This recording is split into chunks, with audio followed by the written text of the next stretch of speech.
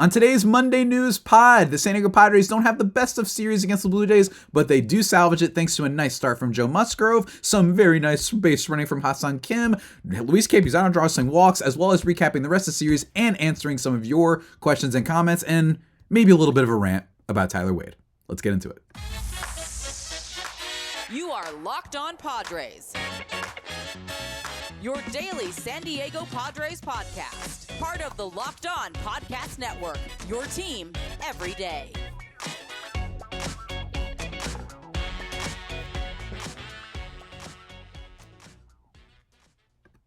Greetings, ladies and gentlemen, and welcome to another edition of Locked On Padres podcast, which is part of the Locked On Podcast Network, your team every day for Monday, April 22nd. As always, I'm your host with sometimes occasionally, but certainly not always the most, Javier Reyes. You might be familiar with my other baseball-related work over at Just Baseball, where I'm a staff writer and I write about not just the Padres, but general baseball stuff, as well as host another show called Baseball vs. the World about a bunch of fun, at least silly topics on baseball stuff that you didn't know you wanted, but you're going to love.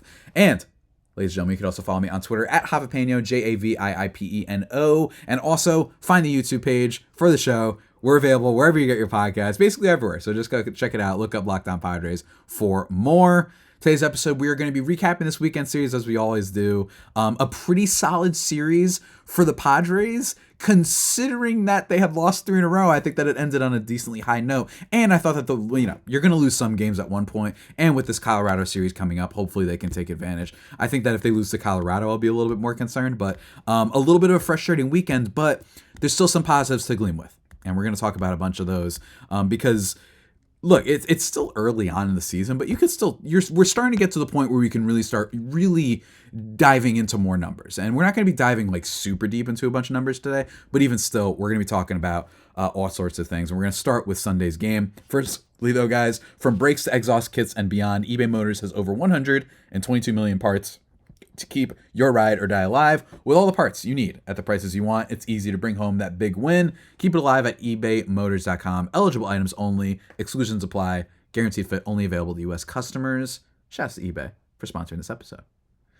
Let's start first, everybody, with Sunday's game, the salvage game of the weekend series against the Toronto Blue Jays, 6-3. And I want to just throw it out there that my crossover, if you guys want to check, it's always fun to like look back and see what I said and see what I was wrong and whatnot. But Tyson actually had predicted that Dalton Varsho would have a big series, and I had talked about that with a guy like Matt Waldron, that's the type of pitcher that a team like the Blue Jays, I think, could potentially thrive off of, and we'll get into him a little bit later. But yeah, crazy stuff. The Padres won the last game of the series 6-3 behind a really solid, albeit a little bit unspectacular start from Joe Musgrove. 7 innings, though, which is, I think, the most important thing, as well as 0 walks. Does give up 3 earned runs on 5 hits and only has 3 strikeouts, but even still, kind of just limited hard contact. Basically, he just makes, a couple mistakes in this one. Yes, he allows, Davis Schneider to ground out in the top of the 7th inning, but we'll get into that in just one second. It's mostly Davis Schneider hits a home run and Ernie Clement hits a home run. I don't know. Especially with those guys, it's just a little bit like this just happens sometimes. And Musgrove's curveball especially can be taken deep. A lot of his pitches can be. Every now and then when he misses on them. He didn't generate too many whiffs, but he did get 4 on his slider, at least on 15 swings.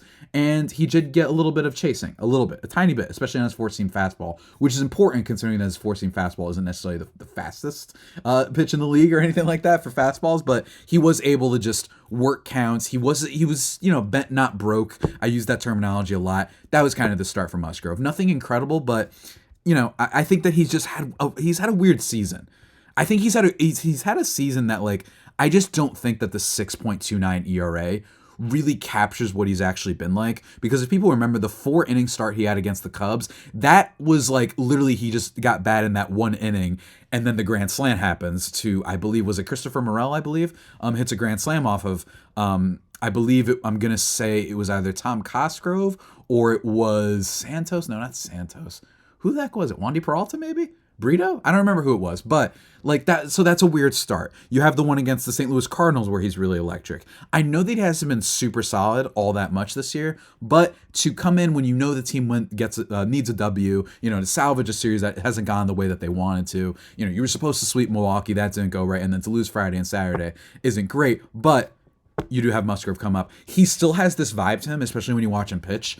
And even if this isn't quote unquote like a big game in the traditional sense, this isn't a playoff game. It's not even like to decide who makes the playoffs, that sort of thing, or even heck, a game against a rival, division rival. It just feels like when you need him, he's going to show up. And I still think he has it in trace. I haven't seen anything with his numbers that are like freaking me out so far. You know what I mean? As much as, say, Michael King's peripherals were freaking me out a little bit recently, because he's a guy that, is supposed to be, striking out hitters and not giving up, nuke-ton bombs. While Musgrove every now and then can do that. He's not an overpowering pitcher. But, hey, again, I'm not freaking out too much, but not the greatest of starts for him. So I'd say that I'm like on DEFCON like 4, whatever is the lowest one. I'm on a DEFCON because, yes, you still have to take into account that his expected stats aren't very good. The fact that his expected ERA is even higher than what it is right now is not great. So hopefully it gets better. But for now, Musgrove, at least mostly, for the most part, comes true. But this was an offensive game. Oh, and by the way, that third run that he gives up, I still think it was a double, but like it was the ball. I believe it was the ball girl, like, didn't know that it was a foul ball. So it ends up, kind of ricocheting. So I don't know if like maybe the runner doesn't get to third base, probably still does, and then allows for the sacrifice ground out. But still, I just want to throw that out there. But this is about the rest of the Padres team really stepping up. Manny Machado is the one who gets a start in the bottom of the first inning after hitting a single that gets by the outfielder and then allowing Machado to get to third. Or I think it was it Cronenworth to get to third? Hold on. Give me 1 second. Cronenworth hit the single. Yes, that's what it was. And then after Machado's single, Cronenworth is able to score from first because of the mishap in right field. So that was really cool. That was a break for the Padres. And then they get a Xander Bogaerts home run. Xander Bogaerts, maybe starting to potentially show some signs of life. He goes 1 for 5 in the Saturday game, and he goes 2 for 4 in yesterday's game with a home run and a walk as well. He's showing like brief signs. I think it's cool that we were yelling and complaining about him all last week and that he hits a home run. Still, you love to see it. It wasn't necessarily like something that eases my concerns about Xander Bogaerts. Like, he just has not been very good this year. It wasn't a fluky home run, at least. Expected batting average 620, 17 out of 30 ballparks, it was considered home run. Like, he did well. But it's just not... He is scary. Now, he's going to be better than what he's been. It would be, like, historic if you go from being what his career resume is to being a like 50 WRC plus guy, which is what he was heading into the weekend. So I think he'll be better, but I'm still really concerned. Like, I haven't seen anything that shows me that long-term and overall he's going to be better. Like, I still think he's going to be better than what he is now, but is he going to return at all to what you think you're paying for 11 years? No. And especially if you're showing some bad signs early on, not great. So Xander Bogaerts does hit the home run, but doesn't ease the concerns. And yes, even despite this weekend, specifically yesterday's game, I still think that I'm okay if they're like, you know what, let's bat Ha-Seong Kim first, who, by the way, in this game, not only does he score 2 runs, he also draws 2 walks and steals 2 bags, which is really cool. I think Ha-Seong Kim, like, could be someone to bat leadoff. And Jackson Merrill as well, I think, has earned potentially a look there. 1 for 4 in this game with a strikeout, so nothing big from him, but even still, I love the kid, man. I mean, the gamesmanship that he has, the energy that he has behind every play. He looks so hungry for like a 20-year-old. You know what I mean? Like, he just looks so ready and so amped, and I love that. I remember the Tatis home run against the Cubs in the comeback win. Like, he's jumping side to side. Like, he's really excited too. So love Merrill so much. He's another one that I think could be considered for the leadoff spot. But if Bogaerts has a good series against Colorado, okay. If he doesn't, then I will be actively like really on the bandwagon of like, let's change up the lineup order a little bit. But that's just me. And then you get some insurance runs at the end of the game. Tyler Wade, hilariously enough, reaches on catcher's interference in this game, which is just really funny, allowing Ha-Seong Kim to score. Really ridiculous stuff. But we're going to continue talking about this game for just a little bit longer. I've been taking a lot of time, frankly, because I don't want to talk about the Saturday and Friday game too much, because those were a little bit depressing, but we will in just a second, guys. But before we do that, my good friends, we got to talk to you about our friends over at eBay. We just talked about them, and look, you need all the parts, everything. You need the drive, you need the passion, you need the determination to win a championship. Same thing goes for your vehicle, and they've got everything you need, from LED headlights, exhaust kits, roof hangers, roof racks, I should say, superchargers, carpet, everything. And if you don't know too much about cars, don't worry, because they have their eBay guaranteed fit system, which will like show you whether or not the part you're selecting works for your vehicle. They got you. The eBay guaranteed fit. That's why they call it guaranteed fit. Go check that out if you guys are into it. With all the parts you need at all the prices you want, bring home what it takes to be the MVP. Keep your ride or die alive at ebaymotors.com. Eligible items only. Exclusions do apply. eBay guaranteed fit only available to U.S. customers. And speaking of something else here, man, look, here's the thing. eBay's here to help you out. We know that. But we need something to give you joy every once in a while. And that is the new hit sensation Monopoly Go. Ladies and gentlemen, here's the thing. You know me.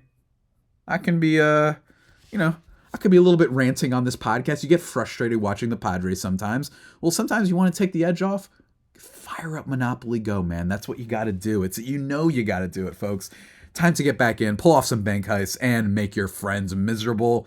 Smash hit mobile game Monopoly Go lets you compete with your friends to get the most riches and the biggest empire. It's the newest take on the Monopoly game, the old Monopoly game that you know and love, which is on your phone. There's a bunch of new twists. They have like these dynamic maps. You can take a wrecking ball to each other's landmarks and whatnot, which is super disrespectful, and I'm all for it. Disrespecting your friends when you're beating them in video games is what it's all about, man.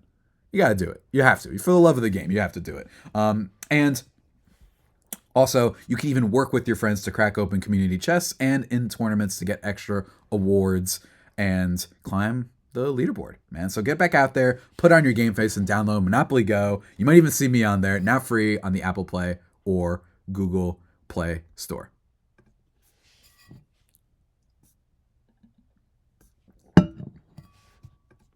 And just like that, ladies and gentlemen, we are back on the Locked On Padres podcast. A little bit messy today, my apologies, but what can I say? Messy weekend. Just to continue on about this series, though.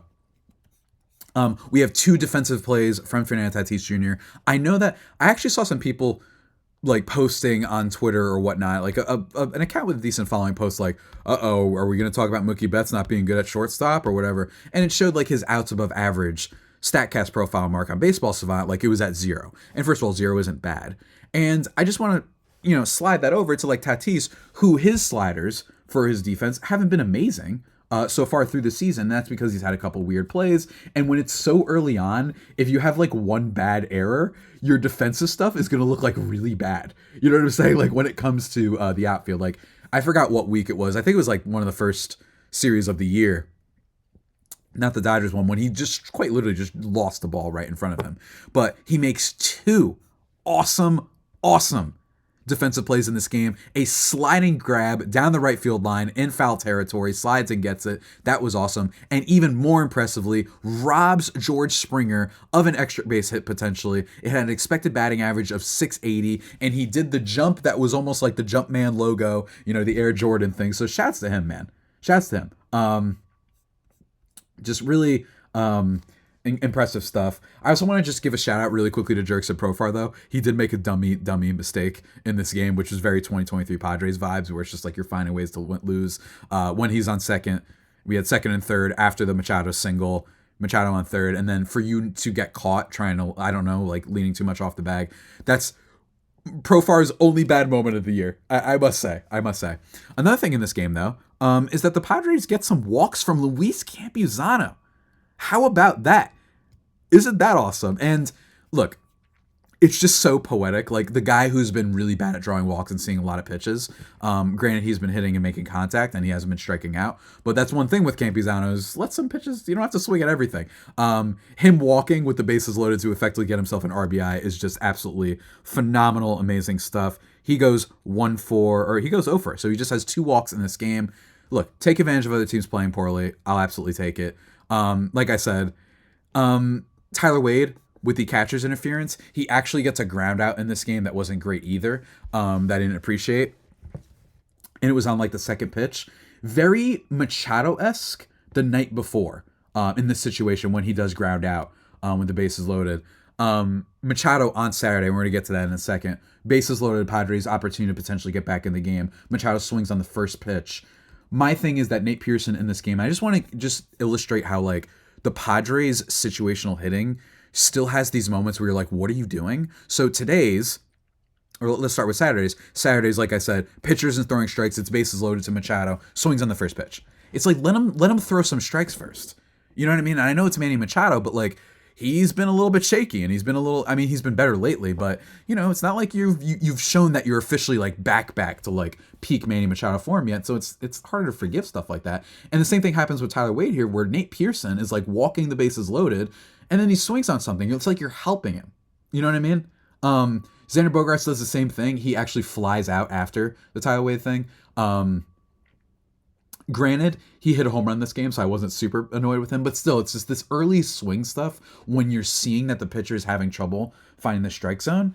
Like, just wait on it. You know what I mean? And it just frustrates me. It's like you're making it easier for the other team, and that's something that they did a lot of last year. But that's the end of that game. Let's talk about Saturday really quickly and the rest of the series. On Saturday, the Padres lose by a score of 5-2, getting absolutely mowed down by Jose Barrios. Puerto Rican power, unfortunately, goes against us. Randy Vasquez. So there's a couple things here. First of all, Jurickson Profar gets ejected in this game.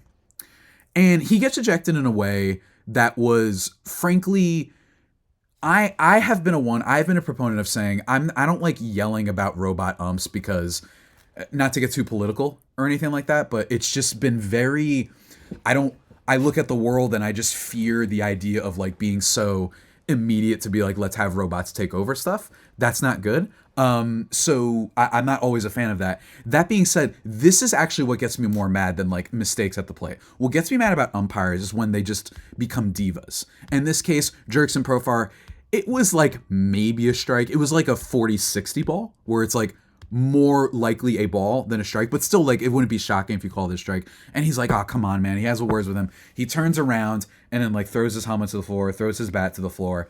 And I hate that like the ump ejects him for that. He's literally turning his back almost to like not show that he's like yelling at you anymore. And sure, maybe could he have walked away a little bit more from the plate and not done it like right next to him? Sure. But the people aren't there to see you. So that was annoying, and it kind of set the tone, in my opinion, for the rest of the game. Randy Vasquez goes 5 innings in this one, gives up 4 runs, but only 1 earned. And it is unfortunately because of Graham Pauley's throwing error from third base. He finally gets the start after being called up for this weekend. Makes a mistake there. That's unfortunate. And the only RBIs, by the way, in this game the Padres get, Ha-Seong Kim gets a single, and then Xander Bogaerts grounds out to allow Campusano to score. Just really not much to speak about here. It's not like the Padres were awful with runners in scoring position. I do want to give a shout out to Jose Azocar, 2 for 3 in this game with a double. How long have I been shouting about this? I do not think that Jose Azocar is a great offensive player. I just don't think he has power. I just didn't get why he was getting completely, like, never playing with Trent Grisham last year, as if Trent Grisham's Ronald Acuna Jr. You know what I mean? Like, I was just really frustrated by that. And we're going to talk about Tyler Wade in a second, but I didn't love that. Jose Azocar, been really, really solid. He's been great in his role. And I think he deserves a lot of credit for that, whether it be being subbed in for Jurickson Profar in left field sometimes when you have a lead and you just want to have great defense, or when you just need a base hit. He's been okay at that. He is currently hitting 389. Don't get me wrong. I think it's been, a little bit of lucky, a little bit of batted ball stuff. But even still, I think he can also be a good defensive player. I really do. He's really, really fast, and he's got a good eye for the ball in the outfield. He's made a couple nice catches before. He looks good. Reaction time's great. So I like what he's done so far, and he deserves credit. And this is what I meant by last year when I said he should get more starts. You know what I mean? I don't even think that he's going to be better than Trent Grisham offensively, but like, let's try it. Padres really reticent to just trying things, apparently. They're not reticent to like going out and getting all the big free agents, but apparently they're like, no, like, we have to start Trent Grisham 152 games. We refuse to give Azocar any time. Just very weird. Also in this game, Jackson Merrill doesn't do much. It's okay, though. 2 for 3 from Luis Campusano with a double. He might be starting to heat up. He also gets a walk in this game. That was great. Eggy Rosario 1 for 2 in this one with a double. He has an at-bat, though. Look, Eggy Rosario, I think that he's actually becoming somewhat really funny. He needs to do better in his at-bats. He does. There are times when he can make contact, and he's actually like hitting okay, like on the year. Granted, it's 276 in a small sample size, but like he's been okay, and he does rake against lefties, which is something really important for this team. They need to start utilizing, him a little bit more in that respect. But I also feel bad because, he has some really rough at-bats where he just lets these pitches right down the middle go, and then he'll swing at something that's like, outside and away. I'm like, what are you doing? But, I just think, hey, like, this is just, come on, man, like, have a little bit better at-bats. But I don't like that he gets a start like every 7 days, and then the guy that you have in front of him isn't some established superstar. So I do feel bad about him. Like, here's the thing. I got some comments on a tweet that I posted that was like, well, he's not performing. Same thing for Graham Pauley. That's the same vibe. I don't understand why the young, inexperienced guys keep having to prove themselves, but the guy who's been in the league for a while, who's never been good, doesn't have to prove himself. You know what I'm saying? The best WRC plus Tyler Wade has ever had is a 95. And then everything else is like 60-50, 60-50. So why is that the guy that we're not saying, you know what? You're kind of on your last, heels here. You've only been doing worse. You have to prove yourself too. I just don't understand that. Maybe I'm missing something here. Maybe it's some old-fashioned thing, but I don't like it. So what do you want from me? What do you want? And we're going to continue that rant in just a second, guys. But before we do that, I just want to talk to you really quickly about our tried and true sponsor over at FanDuel. Look, NBA playoffs. You might have seen the Knicks game. You might have seen Josh Hart's funny comments about Jalen Brunson post-game, all that stuff. NBA is on a roll. NHL, they've got the playoffs. And, of course, you've got baseball. And right now, new customers get $150 in bonus bets guaranteed. It's $150. Win or lose. Bet on everything from slap shots to home runs to slam dunks to bunts to pinch hit singles from Eggy Rosario when you're not expecting them. Whatever. You could go check that out over at FanDuel.com/lockedon and make your first bet an automatic win. FanDuel, America's #1 sportsbook.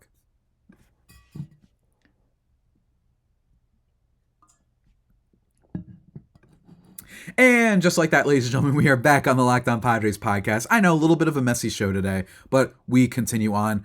Didn't mention Randy Vasquez. Not bad. Again, gives up those 4 runs early on because he gives up a home run after the throwing error by Graham Pauley, and it was from Dalton Varsho, who, again, shouts to Tyson Shushkowitz, who was on the show on Friday, who thought that he was going to have a big series. But, like, he pitched okay after that. I really like that the Padres seem to have some options. They're going to get reinforcements. Forget the Robbie Snelling thing. You've also got Randy Vasquez. It feels like there are options. Yes, Yu Darvish is on the IL right now, but for Randy Vasquez to come up and actually not do all that bad, and if not for the Graham Pauley throwing error, maybe maybe it's not 4-0 after the first inning. Like, this Padres team has like some okay pitching depth. I'm not really worried about that. Now, don't get me wrong, Musgrove has been disappointing so far. I'm hoping that he can really channel down those peripherals and get better. Same thing for Michael King, who I think will get better, hopefully, as the season goes on. His last start was dynamite. But also, Friday's game, the Padres lose 5-1. It wasn't great. Yariel Rodriguez, who I kind of felt like was, I don't know if I said this on Friday's show as well, is the type of pitcher that will just mow down the Padres, like not a super ton of experience as a starter. Boom, he comes in, 4 innings, 1 earned run on 3 hits, 7 strikeouts. Padres did not hit very well in this game at all. The only thing worth talking about is Tatis does get a solo shot and a walk. Shouts to Tatis. He's amazing. That's basically it, though, to talk about for that game. Matt Waldron, really quickly, 4 2/3 in this one, gives up 5 earned runs on 7 hits. Look, he's a back-end starter. I'm not freaking out, but like I predicted, just a knuckleball pitcher for this type of team. Vladdy is the type of person who could feast off of those, and, they just kind of kill them. And like I said, Justin Turner, he hits a home run, just always the bane of our existence, us Padres fans, so that was really rough. But there's not much to say about this series in terms of the in-game recaps. The last thing I want to say is about the Tyler Wade thing is, on top of Eggy Rosario, I think, needing more time, look, people have responded to me. Well, Graham Pauley, he stinks it up. He gets his start, and then he has a bad game and a throwing error. I know, but this is quite literally the exact same thing that happened with Luis Campusano. I don't know how many times I have to say it. I am not saying that I think Graham Pauley is a superstar. I'm not saying, and I wasn't saying, that Luis Campusano was a superstar. My problem is that, I'll give you this. Forget, Tyler was not an all-star, but that's not fair, Javi. Like, you could still be a decent, productive player and not be an all-star. Okay, fine. Let's not act like Tyler Wade is Heimer Candelario, right? Cincinnati Reds now. a guy who's an average solid at bat. He's a veteran. He's been in the league for a little bit. If he was on the Padres right now, I would understand that. Even if he was struggling, I'd be like, you know what though? He's been good before. Tyler Wade has never been good in terms of like his bat, which is why I keep getting annoyed. And I tweeted this before yesterday's game, and everyone keeps saying, well, Graham Pauley hasn't done well in the situations. Neither has Tyler Wade. That's what drives me insane. Heading into yesterday's game, he's been slashing 139 with a 225 on base and a 167 slugging. He only has 2 extra base hits. No, actually, over these last 15 games, only had 1 extra base hit. Why does he keep getting it? I think in theory, and by the way, you just called up Graham Pauley. So why are you calling up Graham Pauley only just play him once, and then if he has a bad game, you pinch hit for him, and then you're putting in Tyler Wade, who again, it's not like Tyler Wade's hitting 300. You know what I mean? It's not even like he's playing well, and they're like, let's just ride the hot hands. I don't know if this is micromanagement and weird stuff from the Padres front office, because it is a new manager now, so you can't say that this is just weird Melvin stuff. So it's just so frustrating, man, and I just hate it. I just hate it. He's not even like an average solid player like a Candelario that I just mentioned. No shots to Heimer Candelario, by the way. I'm not trying to be mean, but that stuff just is just really, really frustrating. So hopefully he doesn't play, start every game. Lastly, guys, I just want to really quickly talk about some mailbag questions. Didn't get too many from you guys, but I'm going to read them anyway. At GJL Creative Studio says, your mic volume is way too low. Yeah, so for Friday's episode, I don't know what it was that my volume came out poorly. Hopefully it comes better here. I got a lot of comments about this. I don't know. The recording software that I use is just a little bit weird sometimes. Keep sending me comments though, because sometimes I just miss it. And sometimes I don't realize how low it is until after I record, and maybe I don't have as much time. So keep saying that. I also have been working on it. I just toned down the Locked On intro. You know what I mean? That plays at the beginning of this. Hopefully it's not as loud, because I know that can be a bit jarring. Almost like when you're watching TV and the commercials blare through your TV at 1 a.m. in the morning and you're like, what the heck? I can't hear the dialogue of the movie, but the commercial's blaring. So my apologies for that. I know a lot of people were sending comments about that. Another thing.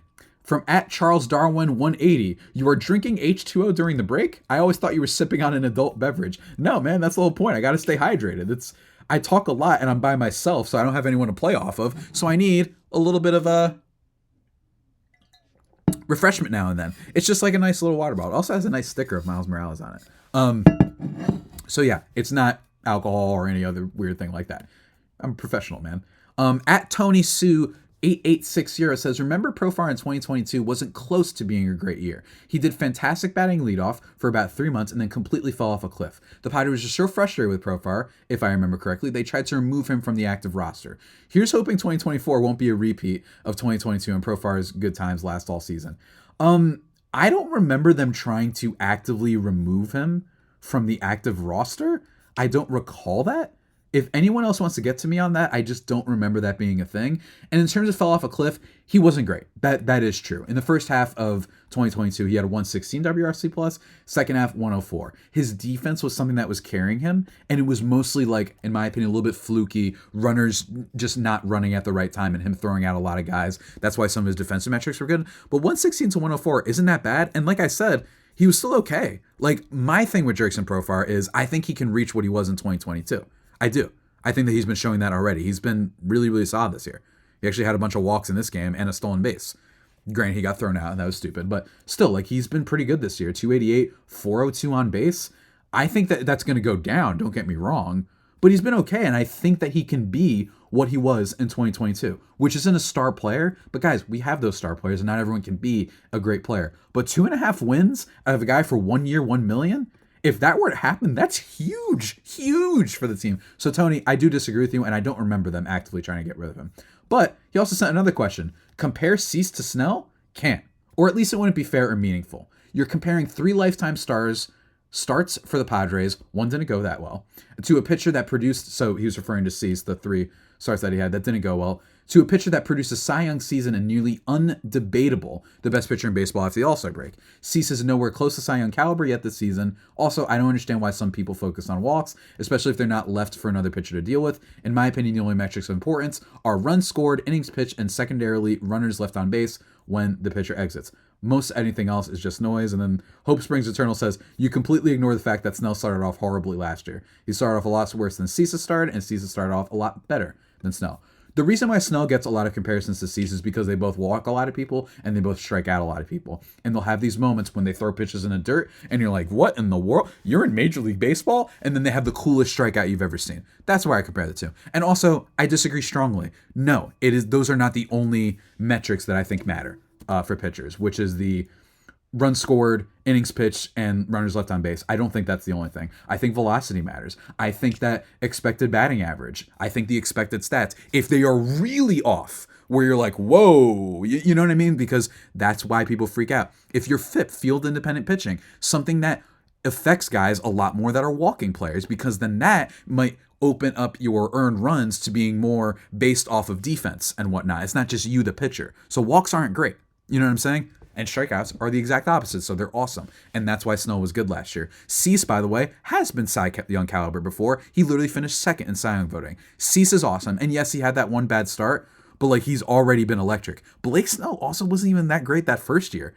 He actually only got good like the last month and a half of the season, then he figured things out. And then the year after that, he was good for a greater stretch. After, I think it was the first like month versus the first 4 months, he was awesome. And then last year had like 4 weeks, maybe 3 weeks where he was and then he basically was untouchable for like the last like 5 months of the season, which was amazing.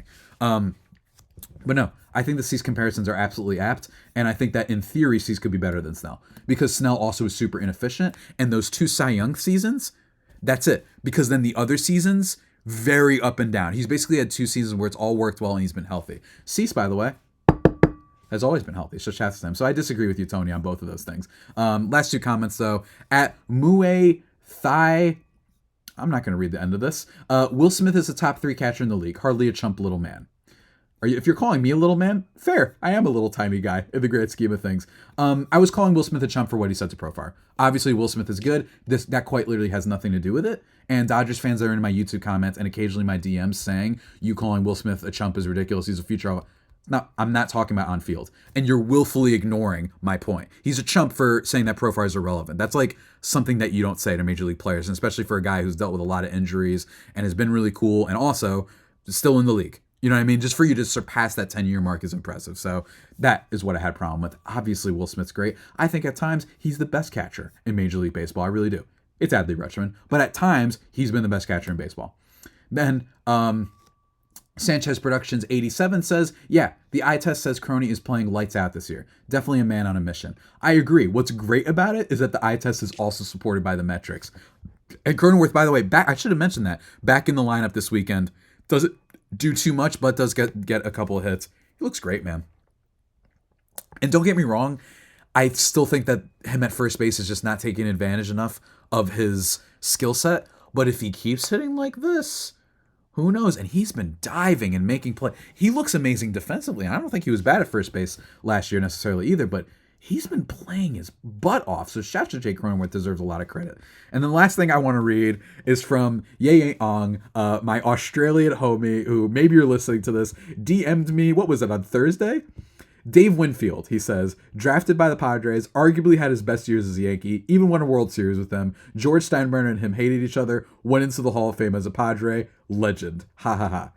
Yeah, of course, we love Dave Winfield. So shouts to him, and shouts to Dave Winfield, and shouts to any player that hates the Yankees, because I agree with you, and you are right, and you are valid, and you should keep saying that and shouting it to the heavens.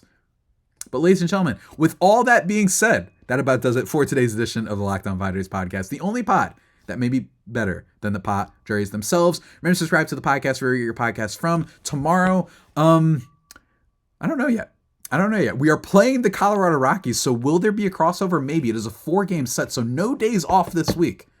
So that's going to be fun. I am really looking forward to this series. Yes, they lost 2 out of 3 of the Blue Jays, but they can get right back on the bandwagon in Coors Field. Maybe that'll help some of the guys who are going through slumps, like, Ha-Seong Kim, Xander Bogaerts being the biggest one.